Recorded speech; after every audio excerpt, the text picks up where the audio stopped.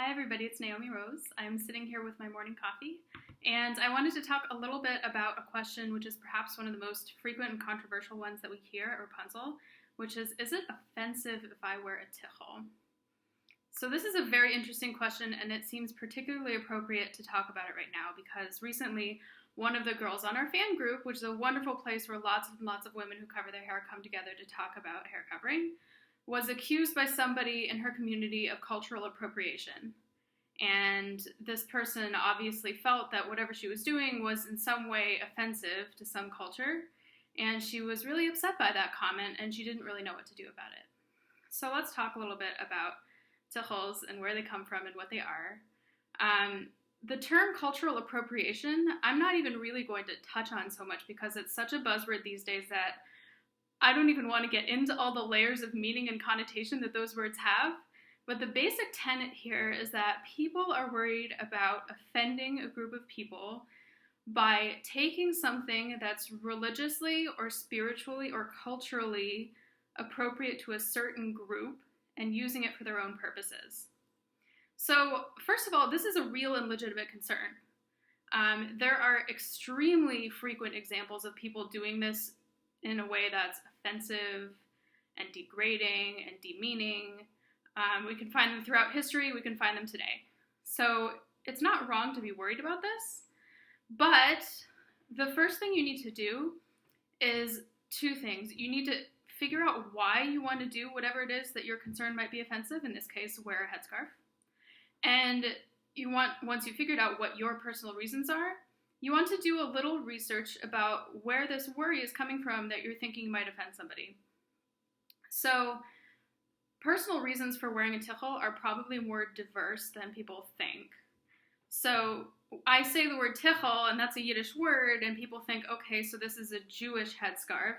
In my case, that's true, but the term is a Yiddish word which means a small cloth or even a rag. It's not a religiously specific or ritually specific term. And people also say headscarf, head covering, mitpachat, which is the Hebrew word for head covering. So not all terms for tichels or for headscarves are religiously specific. So people wear them for religious reasons. I'm an Orthodox Jew, and for me this is a symbol of my marriage. People wear them for other religious reasons. Most people know that Muslim women cover their hair after puberty. Not all of them, but many of them. And also there are religions in other places in the world that we don't even know about that use these head coverings as a sign of religious or cultural significance. But that's really just the tip of the iceberg. People have a million reasons for wearing a headscarf. Speaking as somebody who has met Wrapunzel people online all over the world, I could probably list 100 different locations and 600 different reasons that people have for covering their hair. Women do it for medical reasons. Women do it for spiritual reasons. Women do it for fashion reasons. Women do it just to lift themselves up and make themselves feel beautiful every day. So the first thing that you can do when you're doing research on this thing that you're worried might be offensive is to notice, where exactly is this coming from? Is this actually a practice that's specific to one culture, to one religion? Or is it something that's done by people everywhere?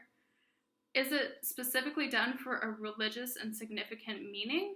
Okay, so by Orthodox Jews it is. However, are there people who do it without religious or spiritual significant meaning? Absolutely, in this case there are. So when you've done a little bit of looking into the practice of head covering, and you have an idea of the diversity of people who do it and the reasons that they have, you'll start to get a hint that you, by wearing a headscarf, are not taking something that's owned by one religious, ethnic, or cultural group and using it to your own purposes. You're doing something that people all over the world are doing for a multitude of reasons, and by that description alone, what you're doing is not inherently offensive. Okay, so that's step one. So no, it is not offensive. If you're not Jewish, if you're not religious, if you're atheist, if you're Buddhist, whatever you are, you can cover your hair with a scarf and not be worried about it. That said, not everybody is going to have done this research that you've done, and not everybody might understand your reasons either. So let's say your reasons are very simple.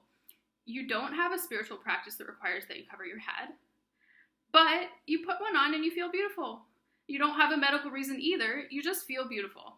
So you decide, I want to wear this around my neighborhood, and somebody then says, why are you doing that?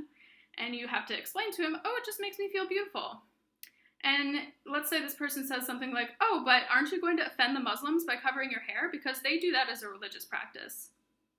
So at that point, you might feel very upset and uncomfortable, and you need to have something to say. So this is where the two-prong approach from the beginning of this video comes in. You need to know your reasons, and you need to be comfortable explaining your reasons, even if they're as simple as, I feel beautiful in it, which is a very legitimate reason, by the way. And you need to know what you've gotten from that research that you did. So let's say you did some research on hair covering, and you noticed that all of the wives of King Henry VIII in England covered their hair. And they weren't Muslims, and they weren't Jews, and they weren't doing this as a mark of some specific cultural ritual significance, but women who were of high status, as queens would have been in that time in England in the 1500s, would have covered their hair. So you can tell this person, you're right, Muslim women do cover their hair, but did you know it was also a practice in England in the 15 and 1600s, and it's also a practice among Orthodox Jews, and also in Africa, women cover their hair as a mark of cultural significance. It's actually something people do all over the world, and it makes me feel really beautiful. And at that point, this person should have a lot better idea of why what you're doing is not inherently offensive. You have to forgive them for making the initial comment because they may not have ever known anyone who covered their hair for any other reason than being a religious Muslim. However, if you gently describe to them some of the many, many places that this practice happens, now they have suddenly a much bigger education about the practice in general, and they also will think kindly towards your use of it just to make yourself feel beautiful. Because if you are taking a practice that's specifically meaningful to one religious group, and you're using it for a frivolous reason, then people have cause to be a little bit offended. But if you're taking a practice that is done all over the world for a multitude of different reasons, and you have your own beautiful reason for doing it, then you don't need to be so worried. So just to illustrate this a little bit better, I want to give an example of something on the other side that might be considered offensive, that might be considered cultural appropriation, whatever that means to you in this day and age, that you would want to avoid. So let's say you are just enamored by the ideas that Judaism has, and you heard that there's a special prayer shawl that Jewish men wear when they pray. And you also heard and maybe saw that Jewish men wear what's called a yarmulke or a kippah on their head. You're not Jewish, and you don't really have any intention of becoming Jewish. You're just kind of like curious about this, and you've heard about it somewhere, and you think it's really, really cool. So you decide for your Halloween costume this year, you're going to get one of those Jewish prayer shawls and one of those Jewish kippahs, and you're going to wear them around because it's fun. That is a very different scenario.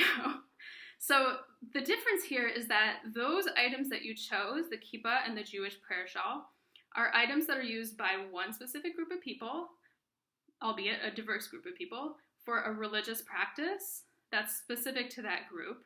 And they have serious meaning and cultural and religious depth of meaning when they're used in that context. And so for them to be used frivolously is a problem.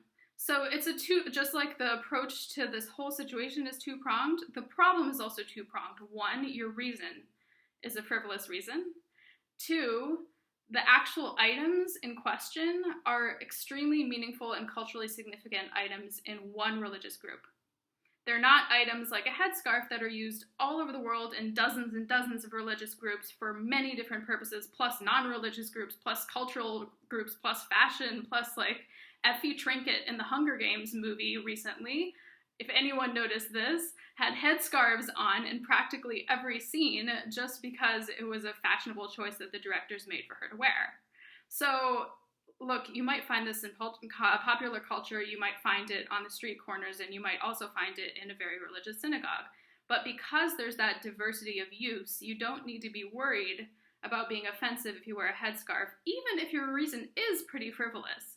Even if you wanted to use it as a costume, so long as you were doing it within bounds of being respectful of where it originally came from, you have like really no reason to worry.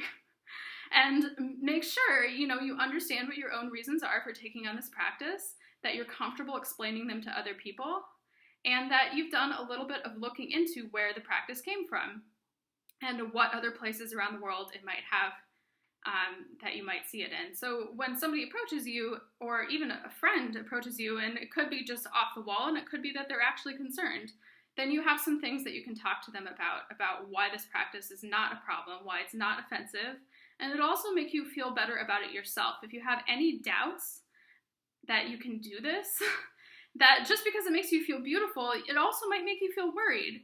But hopefully this approach will make you feel a little less worried, that you can take ownership of this, and even if your only reason to wear a scarf on your head is because it makes you feel beautiful, this should feel enough of a reason, and it should feel like a real and true reason, and it should feel like something that you can do with your chin held high, that you can walk down the street proudly, and that if anyone asks you why you do it, you feel much more comfortable explaining about it. So hopefully that addresses just a tiny corner of this big, big topic. If you have thoughts about this, we would love to hear them. It's a conversation that we can continue to have definitely down the line, and I expect to hear lots more about it. Thanks so much for listening. Bye.